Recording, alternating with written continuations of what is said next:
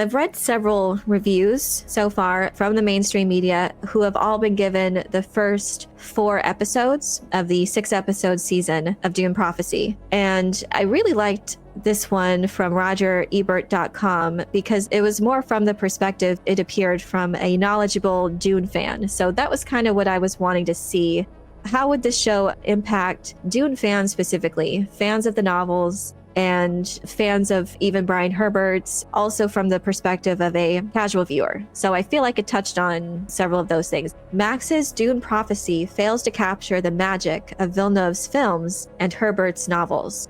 Coming off of the wild success of Denis Villeneuve's Dune Part 2 comes a Max series set in the same world thousands of years before. Originally ordered in 2019, then called Dune Sisterhood, the retitled Dune Prophecy has had its fair share of setbacks. Delays and creative overhauls have plagued it from the start, a blatant hint that perhaps this was a series that wasn't ready for release when it was originally pitched. Villeneuve's work on the Dune films is so specific, adapting a story and making it all the richer while simultaneously staying true to Frank Herbert's original work. The weight of these films is a heavy one, which makes the burden this series must hold upon its shoulders all the heavier. That was something that concerned me too, because there was a lot of production chaos. And actually, when it was first announced, so it was announced, all the way back in 2019, before Dune Part 1 had premiered. So when it was announced, I was really confused because we haven't even seen the first film yet, and we didn't even know if we would get a part 2. We knew that it was the first half of Dune, but at that point, we didn't know that a second half, it wasn't even confirmed yet. If the second half of Dune was up in the air, I thought it was kind of premature to already greenlight a spinoff. Right away, I was a little skeptical about that news, and it turns out it was well-founded because they did have a lot of issues behind the scenes and creative decisions too, but also they had to deal with writers and actor strikes, and they did make several significant changes. They changed showrunners, directors, lead actors, several delays too. They had actually filmed a pilot, and after that, did a huge overhaul behind the scenes. And I think that was when they changed showrunners and changed, I guess, significantly in the creative direction for the show itself. A lot of creative overhauls behind the scenes. So it did seem like it was plaguing the series. And I didn't have a lot of hope when it came to just that, when it came to the production itself. But I was hoping that the changes meant that they were trying to go in a good direction. It could have gone either way, that the changes could have been bad, or it could have meant that they were trying to stop what just wasn't working and then pivot to where they could produce something that was really good. So when it comes to the actual content, the writer of this review gets into it. From its opening minutes, Dune Prophecy struggles to make a name for itself outside these films, where this year's Dune Part 2 opened with the phrase, "Power over spice is power over all," taken from Frank Herbert's book. This prequel boasts the idea that victory is celebrated in the light, but it's won in the darkness. Instead of being spoken by a Sardaukar priest, it's carried through the opening scene by various whispers blending into each other until they disappear. I wouldn't expect it to be so closely tied to the films. I think visually, yes, they want to look like Denis Villeneuve's interpretation, but at the end of the day, it's not based off of his movie. Other viewers and fans of the film specifically might be disappointed if it doesn't really feel like it's connected in all those little details. After this proclamation, we're introduced to the series protagonist, Valia Harkonnen, played by both Jessica Barden, who is the younger version, and Emily Watson, who will stop at nothing to take control as the Mother Superior of the Bene Gesserit begins to die. It appears that an ancient and unknown power lies within her, one so strong that her age and inexperience don't matter. But as the current Mother Superior fades away, Valia is shown an apocalyptic vision through her eyes. Lights fragment and refract through the screen as shrieks and cries reverberate through Valia's head. Though the vision is unexplainable to us, to Valia, it showcases the end of the world as she knows it. From here, she is determined to prepare the other members of the Sisterhood for an evil that could lead to societal collapse. This was a concern that I did have before about going back and forth, especially if you only have 6 episodes. My concern is that we're just going to be kind of jumping around, that it might be jarring, or just that it might be trying to do too much. Then it says, we are then transported 30 years into the future, or as the series makes apparent for us, 10,148 years before the birth of Paul Atreides. So as a means to see that the vision she saw as a young woman does not come true, Valia is the sole reason why the Bene Gesserit find themselves orchestrating marriages throughout the planets. Now she strives to marry Princess Inez, daughter of Emperor Havico Carino, into another great house. Inez has been guided by the Sisterhood her whole life, and this partnership may ensure the protection of not only the worlds, but more importantly, Valia and her sisters. It's an interesting premise, no doubt, but one that is unfortunately marred by a pair of films that are so good that the television series cannot compare. While 2 deaths cap out the first episode, everything that follows does not bring forth any sense of urgency or intrigue. When focused on the Bene Gesserit, Dune Prophecy is a serviceable and at times captivating series. However, as each episode unfolds, it feels as if the show relies too much on the talents of Watson and Olivia Williams, who plays her sister Tula Harkonnen, instead of giving them material that can stand together with their prowess. The two are so magnetic that each time they're on screen, it feels like you're watching something quite mystifying. Then, the scene cuts to political strife unfolding on another planet, making you wish that this show, like its previous title Promise, simply focused on the sisterhood at the heart of the series. What kind of stood out to me, and this was a concern that I had already when I watched the trailer footage, was that there were like a handful of characters and their stories that I was intrigued by. Valia and Tula, Travis Fimmell's Desmond Hart, which is an original character, and Mark Strong's Emperor Carino.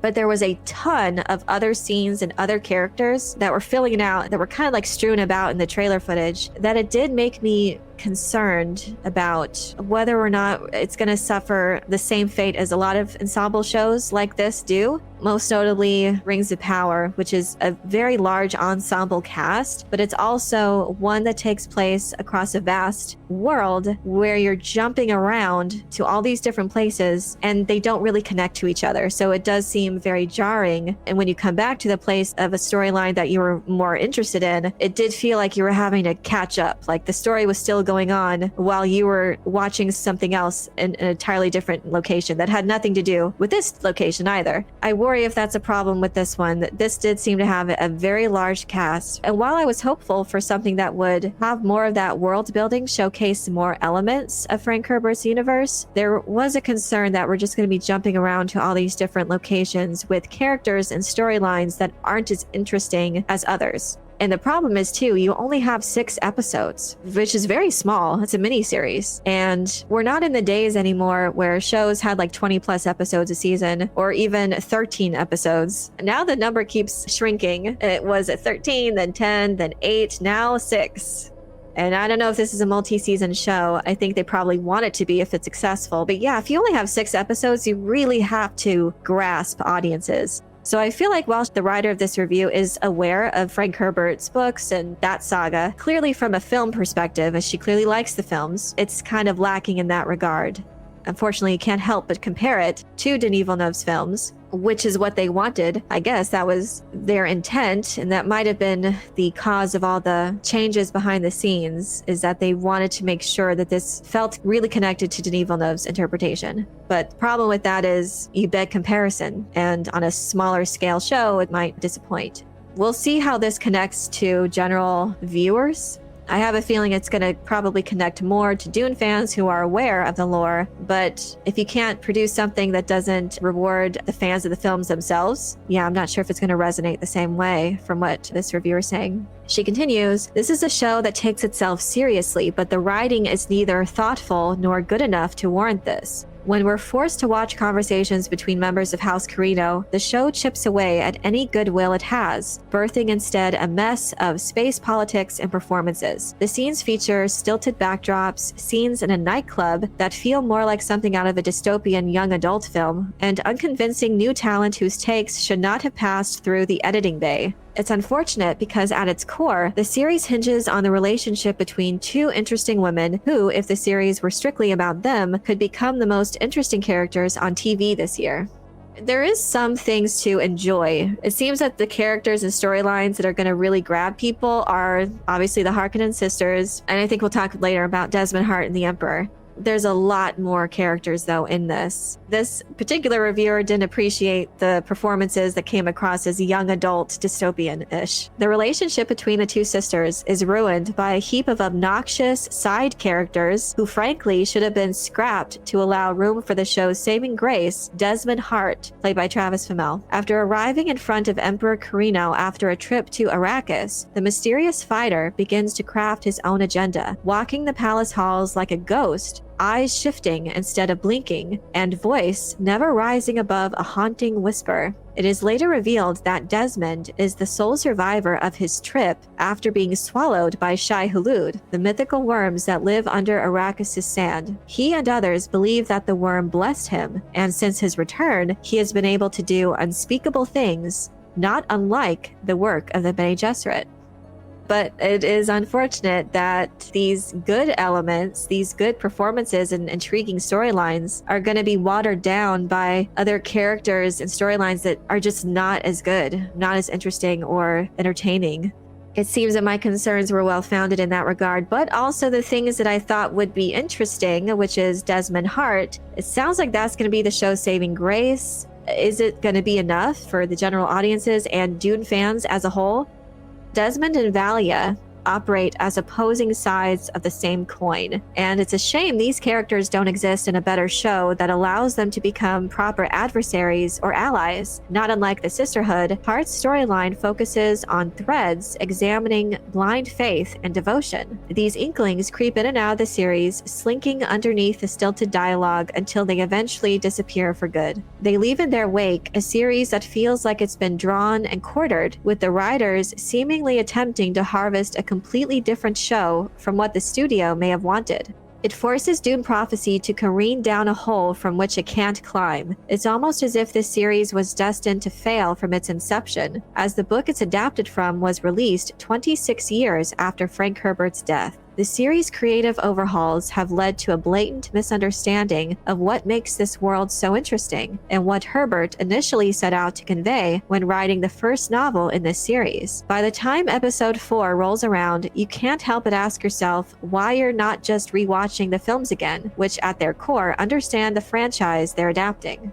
It sounds like the most interesting things and the best part of the show are going to be these original elements, which is the mature Harkonnen sisters at this time having to deal or contend with this unforeseen element of Desmond Hart, who's a threat to all of their plans, and his scheming with the Emperor Carino to undermine their efforts. So it sounds like that's where it's strongest.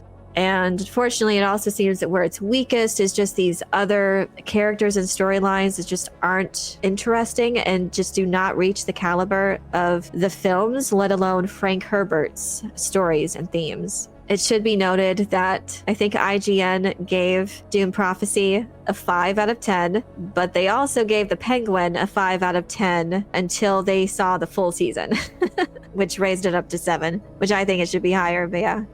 But I just don't think from this review that it's going to resonate with general audiences, and that's going to be a problem. Because if you can't appeal to general audience viewers, you're going to have a hard time. But I'm curious to hear how you feel about this particular reviewer's assessment of the first 4 episodes of Dune Prophecy. Based on what you've seen in the series so far, do you have any standout points of praise or critique? Let me know your thoughts in the comment section below. I hope you enjoyed this video. Leave a like if you did, and be sure to subscribe for more Dune and other sci-fi and fantasy news and lore. And if you're looking for other ways to show your appreciation, you can check out my Patreon page, where members get access to exclusive content and perks. Thank you all so much for your support. And as always, have a very nerdy day.